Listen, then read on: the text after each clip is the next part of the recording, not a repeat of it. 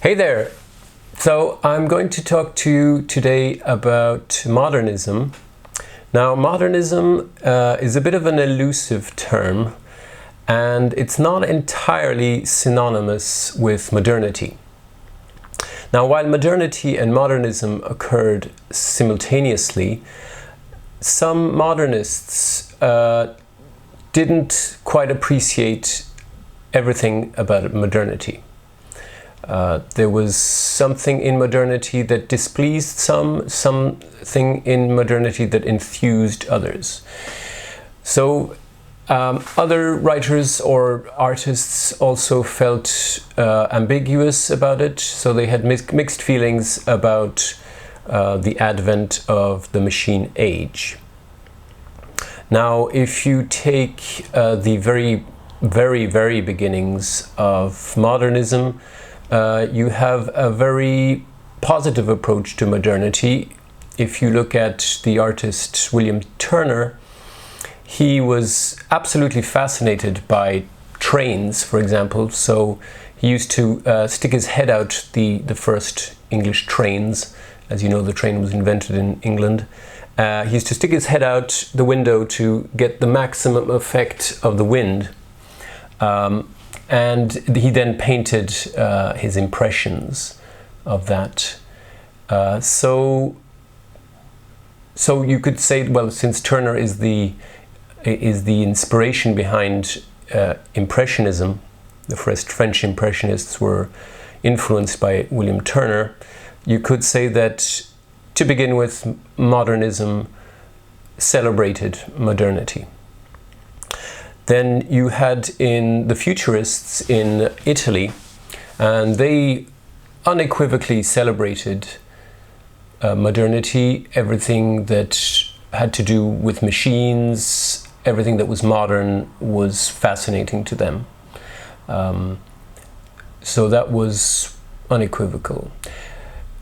In England, you had a similar movement called Vorticism that also was fascinated by movement, by machines, by everything that was dynamic and made a lot of noise. They were even interested in war, right? And you know, rather immorally celebrated war to some extent, right? They were pretty extreme, both those movements. Futurism had strong links to fascism, to Italian fascism, and Vorticism had strong links to the English branch of fascism that didn't develop as much in England, as you know. So a good example of mixed feelings with regard to modernity can be found in a novel by F. Scott Fitzgerald, which you all know, which is The Great Gatsby. Now, in The Great Gatsby, Myrtle is mutilated in an accident caused by Daisy. Everybody thinks it's Jay Gatsby, but it's actually Daisy who's driving the car. And she's terribly mutilated. Her breast is torn off by the car. So there is this very ambiguous presentation of cars as extremely beautiful objects of prestige, symbols of excitement and modernity and everything that's new and wonderful. You know, a kind of celebration of what man can achieve. And at the same time, you have this dark underside to the yellow car that Jay Gatsby has, this yellow symbolizing gold. So a very ambiguous presentation of cars. All right, we tend to see that cars aren't as wonderful as they're cut out to be in our age as well. So I think we can relate to that dual, ambivalent approach to cars. Right? So here I have a symbol of the machine age. This is a Ford car mass-produced in 1932. And it's well, by 1927 you had 15 million Ford cars produced, and in 1913 they started being produced massively right across the world, but mostly in America. So soldiers who came back from the First World War were just amazed when they entered even the streets of Paris, finding all these cars suddenly replacing the horse-driven carts and carriages. So they had the impression that they were entering a new world, that they had come back and found a totally different world. So right, so the 1932, the production of this particular Ford model, the V2, was the end of modernism. You could say that it was built around the time that the modernist movement didn't collapse, didn't disappear entirely, but let's say that it was replaced in the 1930s because of the Great Depression by the movement known as social realism, right?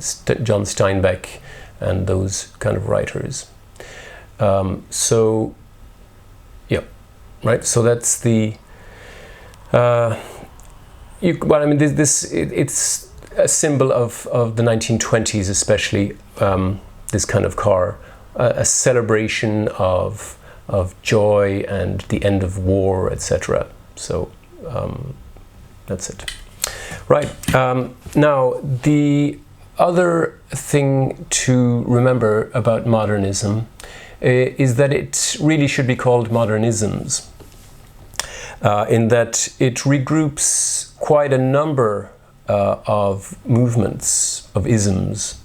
You had a real flowering of different artistic movements, literary and artistic movements, at the start of the 20th century and especially in the 1920s. And you could say that the first ism that marks the advent of modernism really is Impressionism. Now, usually the time frame for modernism is 1890, around 1890 to around 1930. And as you know, Impressionism started before that, in the middle of the 19th century, especially the 1860s and 70s. So you could say that that's ultimately the real beginning of modernism, where the arts suddenly break away from absolute realism. And photography probably had an influence on this, since painters had to vie, they had to rival photography. So they broke away from it, and they broke away from the representational modes of realism, right? The precision, the representational accuracy of the arts was no longer an ideal to promote. It did remain an ideal for some. I mean, the symbolist painters used photographs a lot to make their paintings, right, at the end of the 19th century. But Impressionism was all about personal impressions, the artist's subjectivity. So that's what modernism is to some extent. It really is an exploration of the subject's consciousness, of the subject's perceptions, his or her impressions. That is, in a nutshell, the main point of modernism. Now, this being said, I see two branches of modernism. The first being this tendency to deepen realism, and another a tendency against realism, right? In reaction, in partial rejection of realism.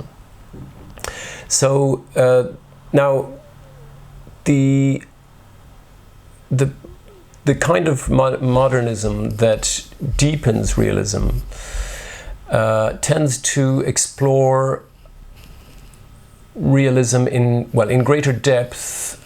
First, as I mentioned in the last video on modernist writers, a deepening of the subject's mind, right? Of an exploration of interiority, of what it is like to think, right? What goes on in our thoughts, how we perceive things, and in the order in which we perceive them, right? Which is not in logical, clean sentences all the time, but in very cyclical ways, in illogical ways, in ways that are fragmented, sometimes nonsensical, right? So that psychological realism was, as I said, explored by artists like Virginia Woolf, James Joyce, William Faulkner, and others in the Anglosphere, but also in other European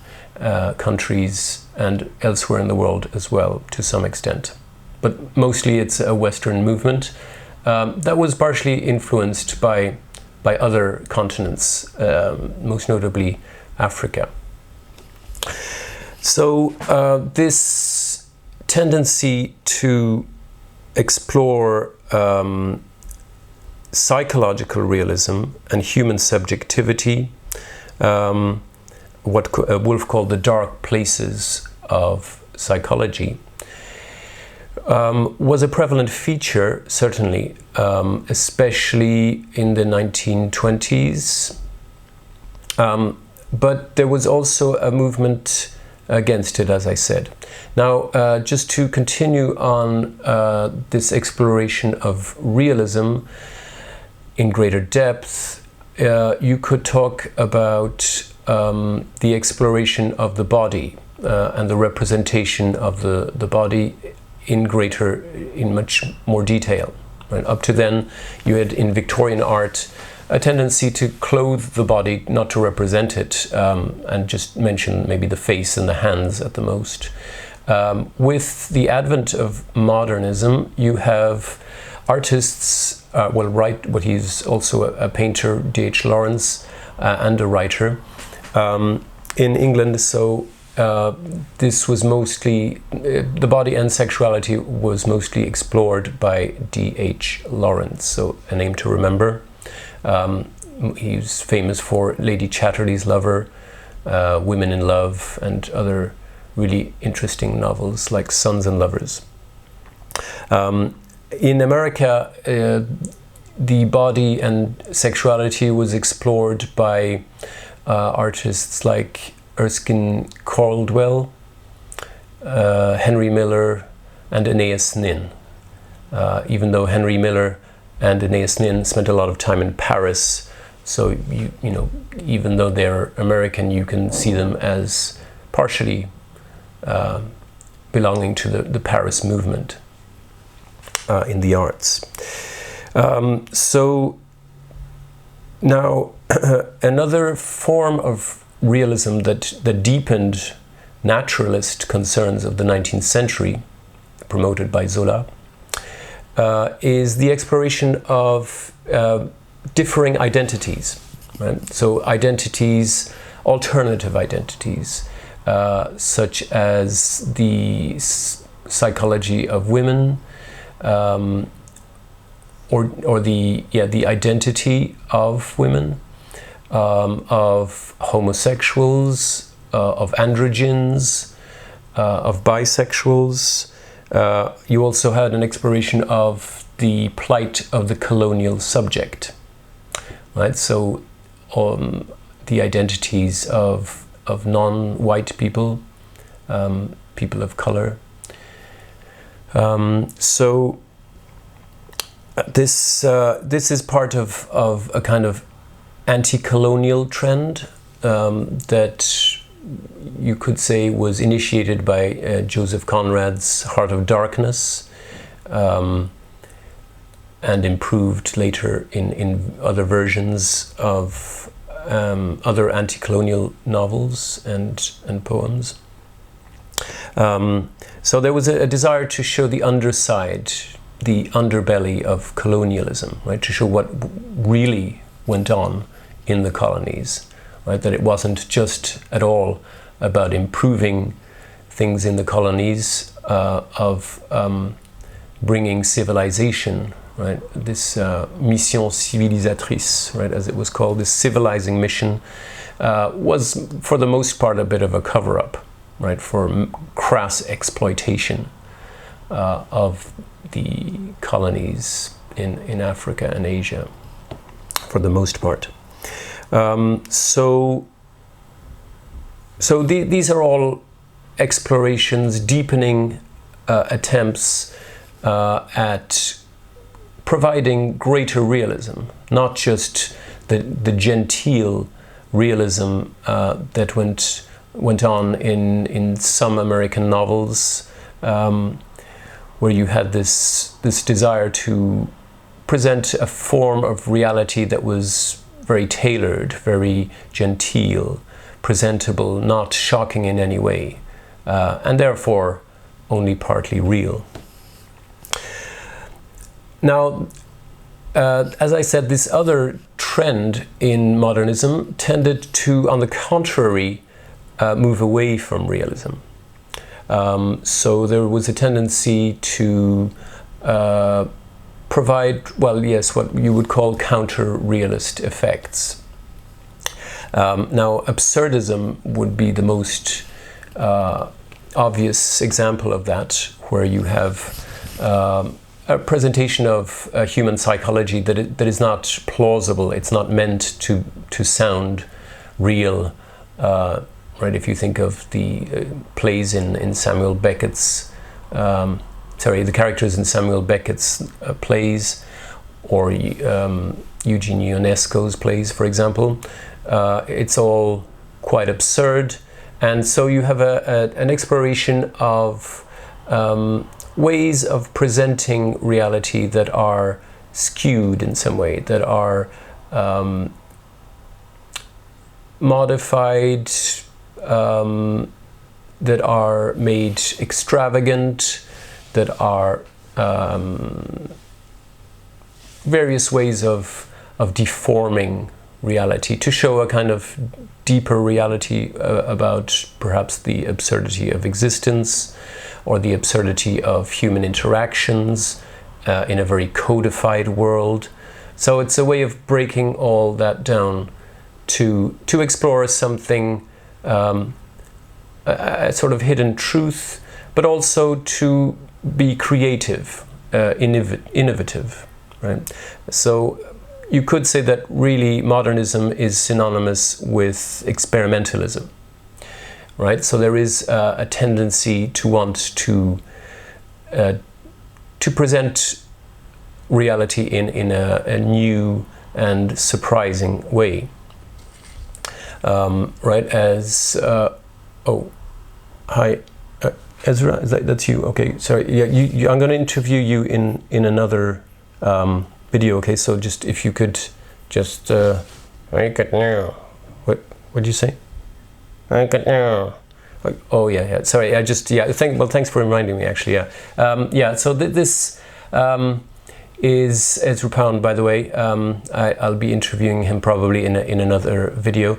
And one of his main his main kind of slogan was "Make it new," as he's just reminded us. And so so make it new in the art. Yeah, you want to go with it? Okay, yeah. See you. Bye, Ezra. Bye. Right. So sorry for the interruption there. So make it new. Yeah. This idea that whatever you do, you should innovate. So there was this excitement that paralleled the machine age, right? All these new inventions, all these new fantastical cars, all these new contraptions, things like radio, even electricity was a new invention, right? A new technology in those days, right? In the early 1920s, very few people had electricity. right? So there was an attempt in the arts to maybe not to rival, but at least there was this emulation. Everything was, new around them, so everyone innovated in the arts as well, right? So the mot d'ordre was to make it new. Of course, nobody waited for Ezra Pound to actually make it new, but he was a popularizer of that notion, and he also drew a lot of artists together, and did promote such great artists as T.S. Eliot, and helped T.S. Eliot to become the great poet that he is. Now in the arts, again, right, so if you look behind me rather, you have two examples of modernist art. Well, these are much later examples, but you see the elongations there in the figures. These kind of mannerist deformations of the body were part and parcel of what it was to create modernist art.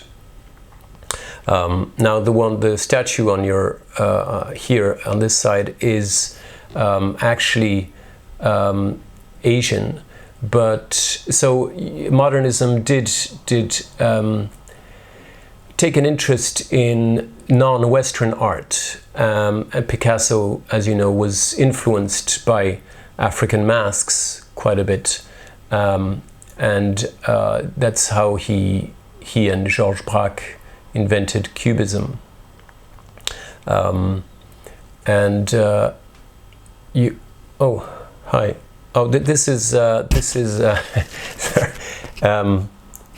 what's your name again? Yes, Gertrude Stein. Yeah, Gertrude Stein. This is Gertrude Stein, and you were painted by Picasso in, was it 1906? Yeah. So at the end of Picasso's Rose period, he painted this portrait of Gertrude Stein, and it's the first time that he kind of really broke away from his representational style that was already a little bit stylized, right, with his blue period and his rose period.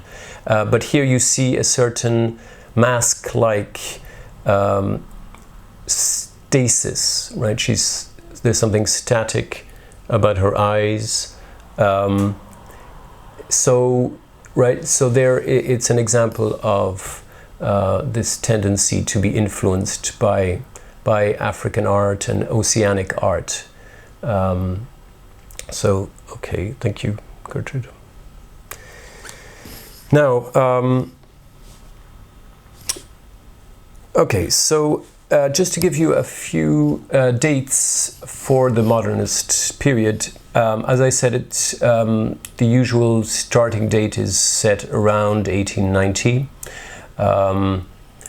Now, there's no particular moment that just, suddenly strikes everyone as the, absolute starting point. But you could say that the publication of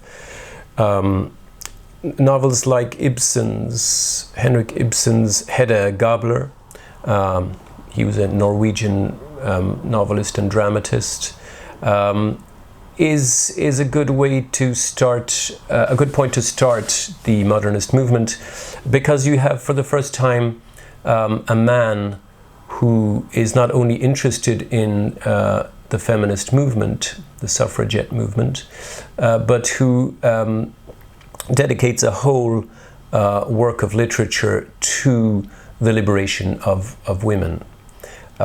So it's not that men appropriated the movement or anything, but you have for the first time strong support from a number of male intellectuals for feminism, for the equal rights for men and women.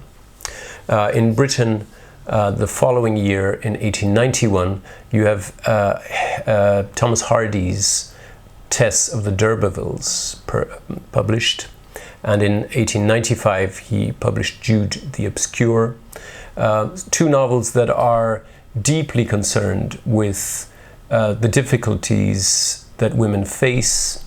Well, they faced especially in the late 1890s. Even though there was, this idea of the new woman who was emancipated, it was still difficult back then. And it really presents, well, especially in Tess of the D'Urbervilles, the tragedy that can face women if they refuse the categories that they were put in, if they refused forced marriage, for example.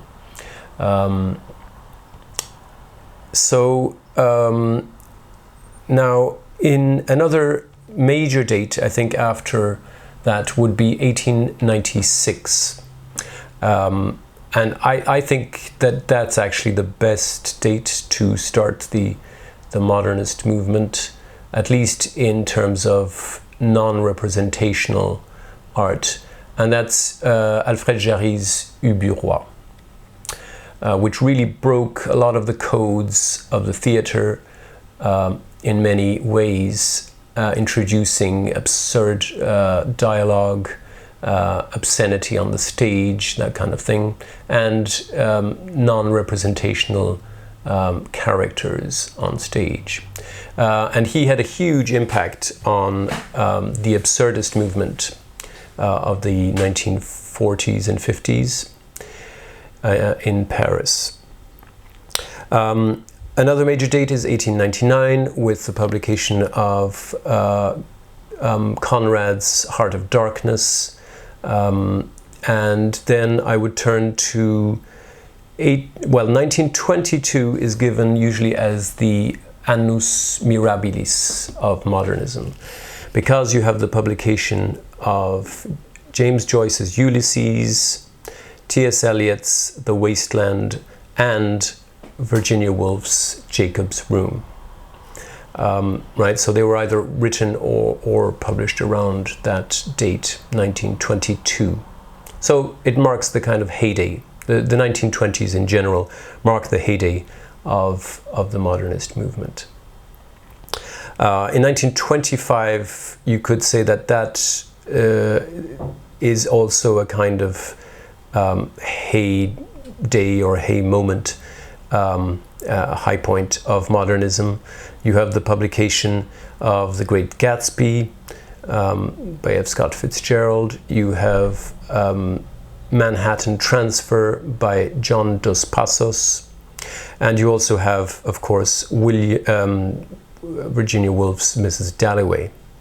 And not to mention, outside the Anglosphere, the publication of Der Prozess, right, the trial by Franz Kafka, a major landmark in the expression of the anxiety that modernity has produced. And in France, just to give you a marker, you have the publication of Marcel Proust's Albertine Disparue, which is, well, just a continuation of his magnum opus, À la recherche du temps perdu, right? The remembrance of things past, as it's usually called in English. Now, Albertine Disparue is also a landmark in some ways. Well, it was part, as I say, of this series of novels which explored consciousness, but also broke away, very importantly, from the whole notion of plot. There is a plot to remembrance of things past, but you really have to wade through the 2,000 something pages to actually see the whole plot. So plot is rather minimal in Proust, and that was his major innovation that influenced many of the modernists, particularly Virginia Woolf. And a second thing that makes Albertine Disparue a particularly innovative novel is that Albertine, the main focus, the lodestone, as it were, or the lodestar of the whole beginning of that series of novels, suddenly dies. And she's just killed in a very brutal, meaningless way. Right? Her horse knocks her against a tree. Right? She's thrown against a tree and is killed instantly. And this moment is a way of suggesting that death is not something meaningful, and that it can be absurd and brutal and totally futile. So it's a way in literature for the first time to show that how unimportant man can be. Right? So there's a kind of pessimism at the heart of modernism that was partially triggered by the horrors of the First World War. T.S. Eliot's The Wasteland is all about that feeling of futility, that feeling that man is no longer perfectible. As Philip Larkin said, describing a photograph in one of his poems, he describes a photograph of these young men lining up, all cheerful looking, to go to World War I. And he says, "Never such innocence again."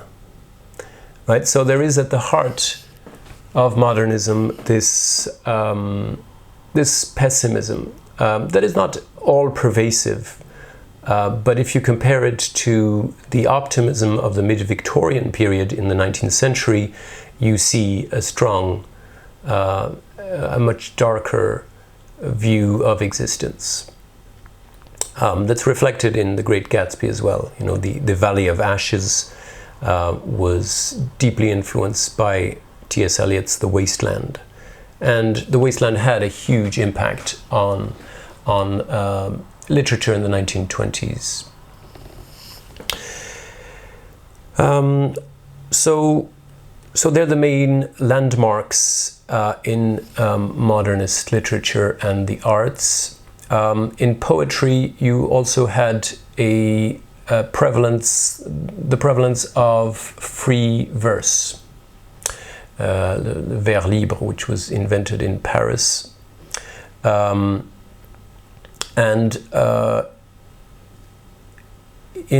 as I said, on the stage, right, drama became more conceptual. It tended to break away from the rules of high realism, of mimeticism, and the novel tended to break the rules as well. Right? Modernism was about experimenting and also about breaking rules. Right? Usually, experimentation goes hand in hand with the breaking, the flouting of rules. So in the novel, for instance, there was a move away from chronological representation. In some novels by Gertrude Stein, for example, right, you have a tendency to use ungrammatical sentences. Punctuation is often erratic, misplaced, or absent. And the whole notion of a climax and a plot is not entirely done away with, but a climax in a modernist novel can be just a moment of psychological insight. It can be a moment of interiority, right, where the character just realizes something or feels something.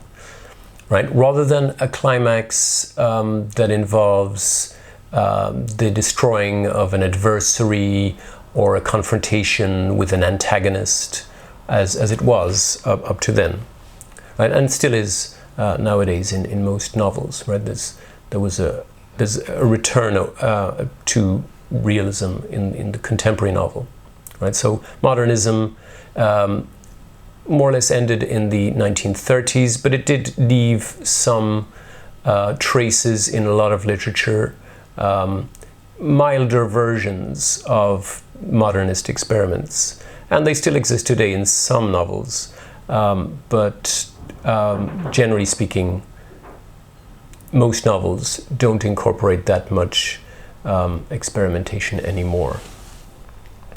Right, so in a nutshell, the rules of novelistic composition were questioned.